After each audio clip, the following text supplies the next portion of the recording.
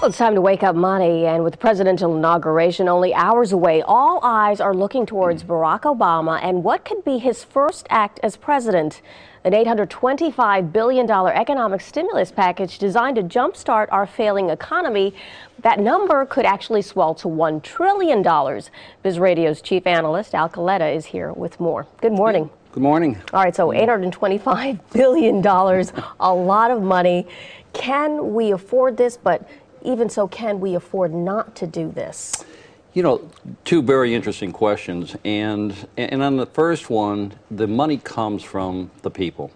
So our future, our children, our grandchildren will inherit the debt. It's an advance on our tax dollars is what happens. So does the nation have the money? It has the money if we want to push it off into the future for other generations, and hopefully what the new president has said is that he wants to stimulate the economy. With that stimulus, there will be additional revenues to the Treasury, and he'll take those additional revenues when they start coming in and reduce the debt. So he's got a plan, and I think that if we just give him some time to implement it, and hopefully it's a bipartisan plan, the nation will gain from it. On your second question, will the average man on the street benefit from it? I think tremendously. This is not a public works project. He's not thinking of the 1930s when we had to build dams and so forth.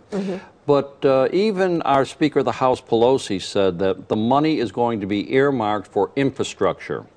We are going to rebuild our bridges, some of our roads, and some of the infrastructure, meaning our electrical grid, things that people don't even think about. This new project in the Arizona deserts with solar panels. So what the folks need to look at, those that may be affected by being out of work, they need to look to, first of all, unemployment, and there are going to be jobs available. And make sure that they're skilled. If they're doing nothing right now and they are getting money, maybe take some courses that will help them in their trade, electrical trade, plumbing trade, maybe in structural trade, such as bridge building and so forth. So these people have a chance to really win because the money will be there. All right. Well, I hate to do this, but I have to play devil's advocate. Let's talk about the worst case scenario. What if this plan, $825 billion, does not stimulate the economy? Well, in the worst case scenario, if we don't have a major effect, then our standard of living across the board is going to diminish, and it's going to be more of welfare. The government will have to support the programs such as they did earlier in the last year, where they have a stimulus package of $300 to every American and so forth. We have to take care of the people. You cannot, in a society as rich as ours, ignore the fact that we have 500,000 people a month having problems with their job. But then on the other hand, the worst case scenario is that we have to let companies like General Motors go bankrupt, restart them, and let the private sector pick it up.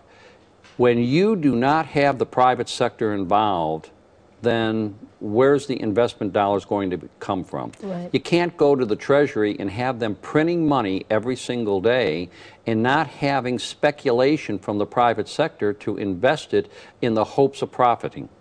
So profit is a necessary part of the system. It's a necessary evil. Well, unfortunately, our time is up. But thank you so much for coming in. Well, let's continue this one, because we're going to have months and months of what is the new president going to do. Absolutely. All right. Thanks a lot for your expertise.